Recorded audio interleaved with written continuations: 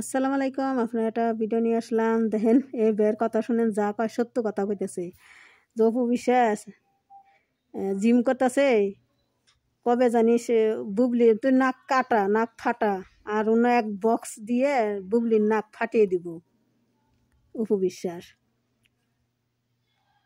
বুবলির ভক্তরা কয় অপু বিশ্বাস ফিতা কাটে, বুবলি হানি ফিতা কাটে, দোকান কাটি, ইডা করে ওডা করে, বই পায় না, কিছু পায় না, কি করে খাইব? তো দেখেন ওর কথা শুনেন। মিউজিক ভিডিও ফাটিয়ে দেবে যে ফিতা কাটা নায়িকা, এবার বইলেই দেখেন আপনার নাকটা সত্যি সত্যি ফাটিয়ে দেবে। তার কারণ কি জানেন? অপু বিশ্বাস এবার জিম করছে, আর অপু বিশ্বাসের এই জিম করার একটাই কারণ, বুবলির নাকটা ফাটানো। সত্যিনের নাকটা এবার সত্যি সত্যি ফাটাবে, এটা কনফার্ম। কারণ আজকে দুইটা নিউজ হয়েছে দুইজনকে নিয়ে।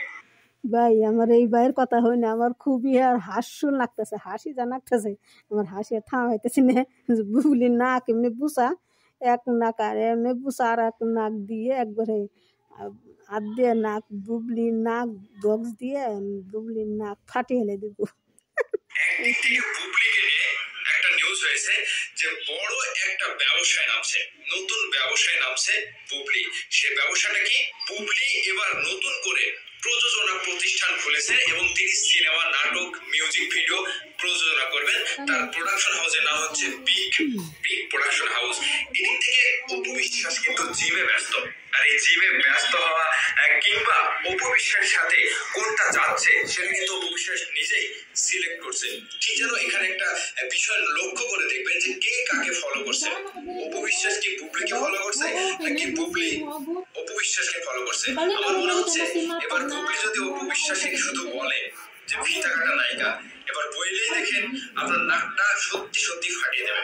তার কারণ হিসেবে দেখেন, অপু বিশ্বাস কিন্তু লাল শাড়ি সিনেমার মাধ্যমে তিনি কিন্তু নিজে অনেক আগেই প্রযোজকের খাতায় নাম লিখিয়েছে। আর ঠিক সেই জায়গাতে এখন চিত্রনায়িকা বুবলি এসে প্রযোজকের জায়গায় নাম লেখাচ্ছে। তাহলে কে কাকে ফলো করছে? অবশ্যই অপু বিশ্বাসকেই ফলো করছে বুবলি। এখানে তো মিলেই যাচ্ছে।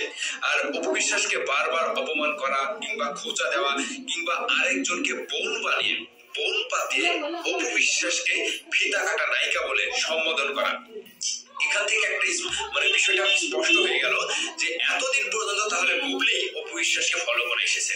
তা না হলে আজকে হুট করে কেন নায়িকা হওয়ার একটা তো ক্যারেক্টারিজম একটা ব্যাপার থাকা লাগবে। আপনি হুট করে ইন্ডাস্ট্রিতে আসলেন, শাকিব খানের সাথে 8-10টা সিনেমা করলেন, এখন হুট করে আপনি প্রযোজকের খাতায় নাম লিখিয়ে নিজেকে প্রযোজক দাবি করছেন, স্বঘোষিত প্রযোজক। আর এই জায়গাতে অপু বিশ্বাসের দিকে তাকিয়ে দেখেন, ঠিক প্রথমবার যখন শাকিব খানের সাথে সিনেমা করে করে করে একের পর এক সিনেমা, হিট সিনেমা উপহার দিয়েছে, তিনি কিন্তু খুব সহজে নিজেকে প্রযোজকের খাতায় নাম লেখাতে চায়নি। তিনি শাকিব খানের সাথে কাজ করার পরে অভিজ্ঞতা অর্জন করেছেন। অর্জন করার পরে তিনি একটা অপু বিশ্বাস, অপু জয় ফিল্ম প্রোডাকশন হাউস খুলেছেন। শাকিব খানের সাথে কিন্তু এটা হয়েছে এবং শাকিব খানেরও সেখানে হাত রয়েছে। কারণ অপু বিশ্বাস একা একা এতটা সাহস পায়নি প্রোডাকশন হাউস নির্মাণ করা কিংবা সেখান থেকে সিনেমা নির্মাণ করা, সেখানে শাকিব খানের হাত রয়েছে। আর এখন বর্তমান সময়ে শাকিব খানের ধারের কাছে কিন্তু বুবলি নাই। এই যে বিগত 2-3 দিন আগে থেকে অপু বিশ্বাস এবং বুবলিকে নিয়ে সোশ্যাল মিডিয়ায় যে কাণ্ডটা ঘটিয়েছে এবং যেটা ঘটে গিয়েছে।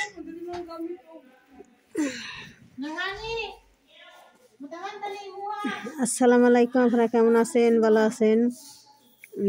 এই যে বুবলি একটা প্রোডাকশন দিছে, পরের টাকা দিয়ে দিছে, নিজের টাকা নাই। আর অপু বিশ্বাস সাকিবের নইয়াই প্রোডাকশন দিছে, তে অপু বিশ্বাসের যোগ্য আছে দিছে।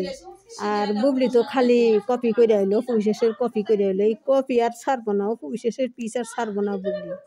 বুবলি অপু বিশ্বাসের ছাড়বো না। অপু বিশ্বাসের পিস ধরছেই, অপু বিশ্বাস যেদিকে সেদিকে যাবো। এই বুবলি কোনোদিন অপু বিশ্বাসের পিস আর ছাড়বো না, অপু বিশ্বাসের কপি কইরেই যাবো, খালি কইরেই যাবো। তে আমার ভিডিওটা আপনারা দেখেন। আসসালামু আলাইকুম।